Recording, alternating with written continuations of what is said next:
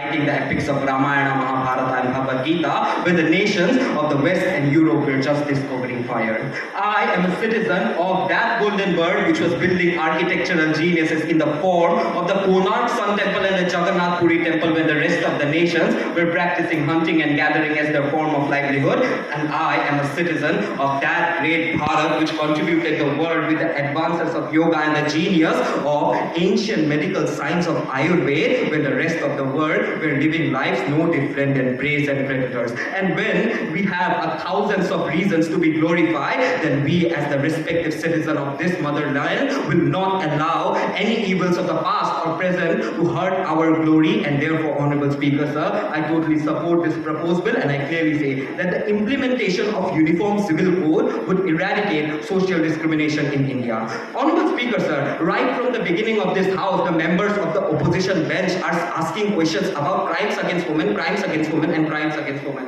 But I'd like to gently remind them that the Uniform Civil Code deals with the civil cases or the personal laws of marriage, divorce, inheritance, succession, adoption, etc., and not criminal cases. And because for every crime against women, we have the Bharatiya Nyaya Sanhita and the Bharatiya Nagarik Suraksha Sanhita of the 2023. Now, Honorable Speaker, sir, whether it is the IPC or CRTC of 1861 or the BNS or BNSS of 2023, for every crime there has been a uniform law, uniform rule, or uniform code which defines that every wrongdoer in this land will be treated as an Indian criminal and not a Hindu, Sikh, Christian, Buddhist, Jain, or Muslim. And in a very similar way, it is the need of the hour to free ourselves from the alternative and artificial identity of religion and to frame each and every citizen of this country as Indians. Honorable Speaker, sir, now it is important to segregate this bill into two of the major parts.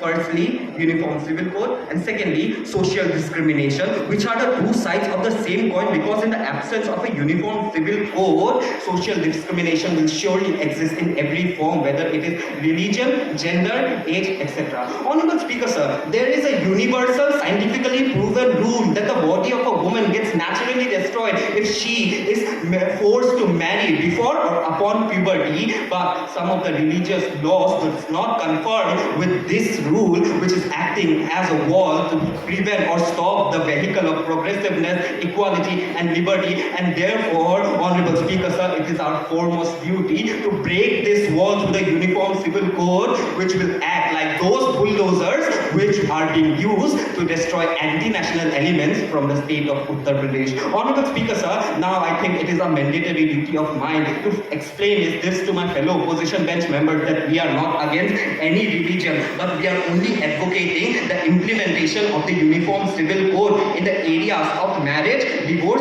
inheritance, etc., where some of the traditional laws are going totally against the larger good of human rights and the larger good of human society. Honorable Speaker, sir, it is the practice of polygamy which has been imposed for some religious group as an offense and is seen as a sin, but for another religious group it is seen as a virtue and is practiced legally, which is not only building a great scope of injustice, to an equitable society, but is also destroying the very sanctity of marriage. Honorable Speaker, sir,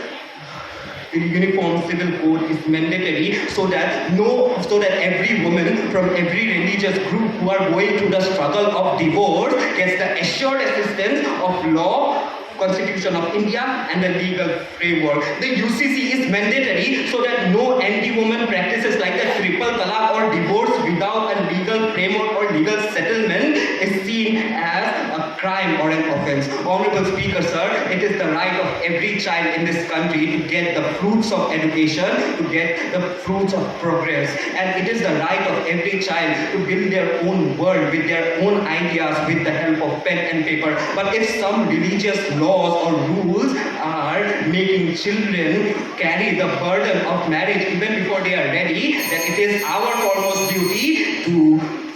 so to protect our future of this nation with the help of law, with the help of justice. So even after saying this much, if my fellow opposition bench members wants to stay constant to their decision, to blindly oppose this bill, then they are just proving themselves as very good lawyers for their own mistakes, but very good judges for the mistakes of others, which is reminding me of a famous line by Dr. Bhupen Hazarika, where he sang that this tinno aparare, okoinko jonore, hahakar kunyu, Thank you, bikom Kacha. jenirobe, Burhan with Tumi, Burhan with Puakio. Thank you, Honorable Speaker, sir. Thank you, respected members of this House.